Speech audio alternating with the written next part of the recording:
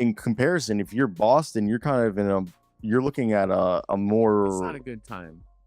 yeah, because in my mind, the best case, if you're looking at Kristaps, you're kind of trying to look at Utah and get like a John Collins, I assume, or just flip No, I Drew think it's more Holiday. like Brooklyn. It's like Brooklyn. That's another thing I was gonna say. Yeah. Just take Okay, you're looking even just to dump him. You're not looking maybe to get expiring talent to try to do to filler. have You're all just the going. mean, so like You get what I was saying though? well, the number I came up for Jokic is about 212 without really looking at it closely. So let's say it's 200.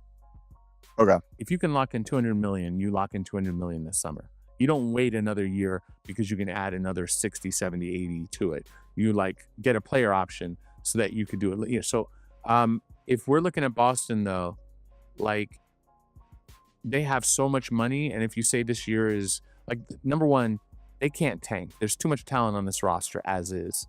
That with this coach and with this roster, they will win 30 games, 35 games minimum, right? Like unless there's another injury. Mm-hmm. You follow me? Like if you're Jaylen Brown, Drew Holiday, Porzingis, White, Pritchard, no Tatum, and then whatever role players you have, you're still going to win enough games to that you're not going to get a top 5 selection in the draft. Top 4 But don't you want to move Porzingis and Holiday to create flexibility down the road and in the short term?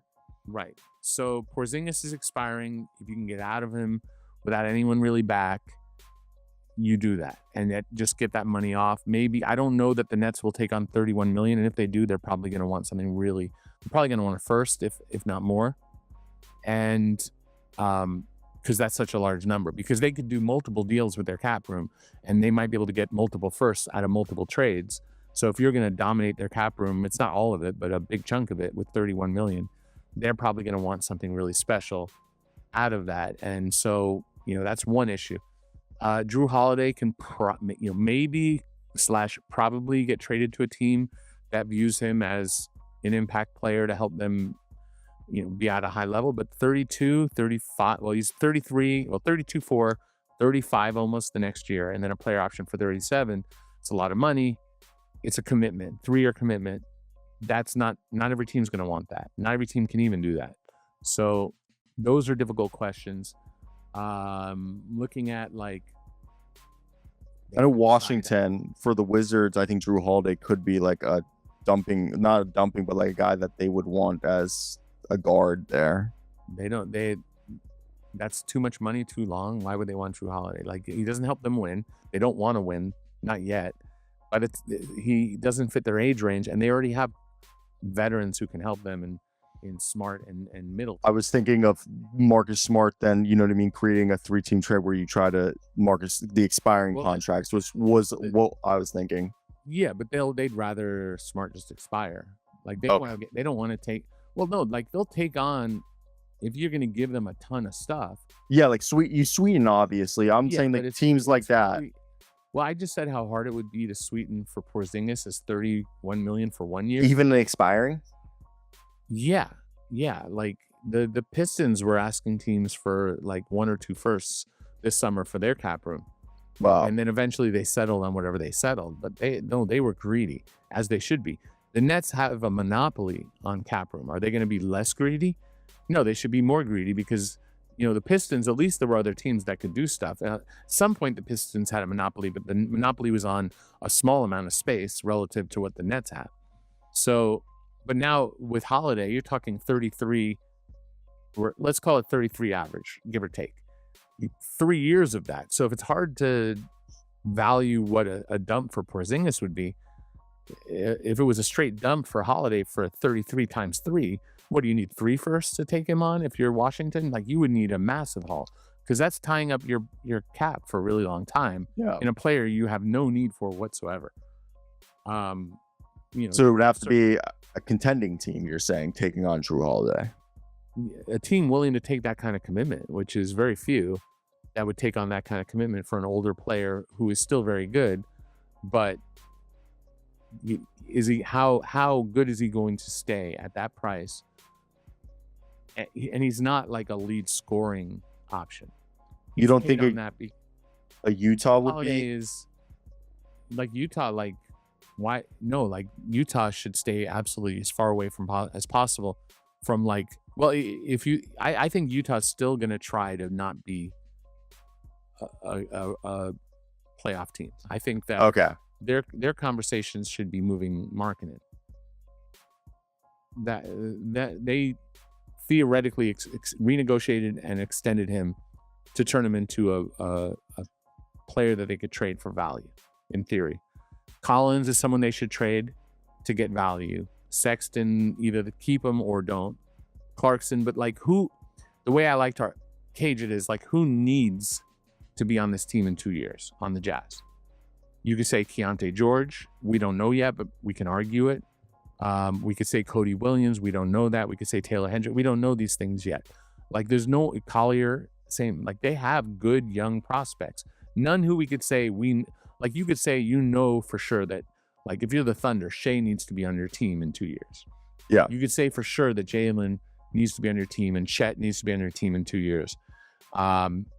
You might not say that at the same level about Isaiah Hartenstein, right? Like there's a point where you know, Alex Caruso at his age, you might say like, okay, like if you were offered someone else for Caruso in 2 years, you don't need to have Caruso. You might need to have someone else in 2 years if he starts to diminish and based on price.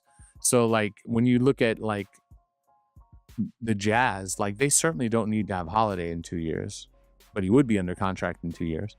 And there's no one else on this. So it's really hard to get a role player like, he's arguably the elitist of elite role players in the league, Jrue Holiday, but he's still not like, he's not going to carry your scoring at 20 to 30 a game, right? Like he's not your primary driver of your offense. He's not going to be a Halliburton. So you think Golden State, who allegedly are interested in Derek White, would want? Money. You get it done if it's Kuminga sign trade to the Nets on a $30 million deal with Moses Moody also going there, and then you send Hall. Well, your outgoing value for Kuminga is only half of what you send out because of the sign and trade rules. Mm-hmm. So if you send out 30 for Kuminga, it's 15 coming back. It's 15 out for the yeah 15 out, 15 plus Moody. 11 is 27. Yeah, 27 out. 27. You're still not at Holiday. I think you can get throw in Guy Santos and Trace Jackson Davis to get the money over. Guy Santos, they like Trace Jackson. Oh, I know, but I'm just saying to get the money. Also, I don't know that the Nets. The buzz I hear is they don't even like Kuminga. Yeah, I know. I've heard that. I've heard that. Yeah. And then like, what's the real value of having Steph, Jimmy, Draymond, Jrue? And then maybe just Buddy and Pajemski, but no one else. Yeah. In a league where you have to have like really like 8 guys, how many players are the Thunder, the Pacers, the Wolves, and the Knicks playing in a rotation? 8 guys at most. Right, but like 7. They have guys though. You see what I'm saying? Like yeah, they can go 10, 12 deep. And so the Warriors at this point, a team that already wasn't deep enough to even field the team, in part because, you know, in the playoffs at a competitive level, and mostly because Steph got hurt, getting thinner and thinner for an older and older player whose contract goes past Steph. That's an instant no for me. Yeah. Like, so are you stopping all their money except for Moody, which he's expendable? All their money stops when Steph stops. Technically, there's a Buddy has non-guaranteed money, but he technically has an option. He has a unique contract. He has an interesting contract. In what sense? So, his 3rd year is non-guaranteed. Actually, it's $3 million guaranteed, and then his 4th year is a player option. Oh, guaranteed or non-guaranteed? Well, so that's the thing. It has to match. We talked about that earlier. It has to. Oh, he's matched terms. So it is $3 million guaranteed, but it's scaled up base percentage wise. So like he went from 9.7 to 10.1. So the guarantee is proportionately larger. So it goes from 3 million to 3.1 whatever, 3.1 whatever. So it is partially guaranteed but he only gets it if he opts in. If he opts out, then it doesn't. There's no salary to be guaranteed because Yeah. the year doesn't exist. He opts in, but they can cut him before the option anyway, because he's only $3 million guaranteed the year before.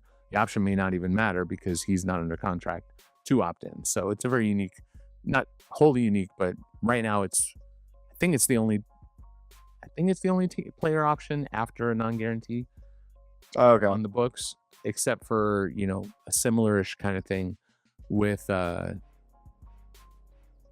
the rules are slightly different in ETO. With Duncan, they're slightly different because that rule of having the guarantee to match, like the terms have to match in a player option, team option, they actually don't have to match in an ETO. So that's all these little different rules so that you have to keep track of. So, but you would say Boston has the hardest path to get like under salary, to curb salary out of all these teams. I mean, hard is all relative. It's just like, it's hard to exist in life, to function and survive. Yeah. Like Phoenix is facing like arguably the toughest position. Cleveland, if they're like, what do we do now? We're in the second apron. Denver, like if Jokic doesn't extend, that's arguably the hardest position. New York, if they don't win, like, I don't know. Maybe they're not in the hardest position. Maybe they are. Dallas, like, what do we do without Kyrie? The Lakers, like, what are we doing to try to improve? Minnesota, what do we do with Randall, who has a player option? I can go. Every team has a hard decision to make. Which one's the hardest is relative. It's subjective. It's just based on, where they are. I mean, the only team that appears to be not facing hard decisions is Oklahoma City because they seem like the best team and they seem the favorite to win it all. And their hardest decisions are just giving all their guys all the money that they need, that they could possibly, if they max everybody out. Is that a hard decision? If the answer is yes, they probably have to maintain that chemistry. And those guys are playing at a very high level at the highest stage in the league. They're going to get paid. Everyone has a hard decision, even OKC. I'm sure they're probably complaining about something this summer. Everybody complains about something. It's hard. All of our existences are hard in their own way, but I don't know which one's the hardest. Yeah, no, I get that. And that every team, depending on the scenario, is going to have its own hard decision.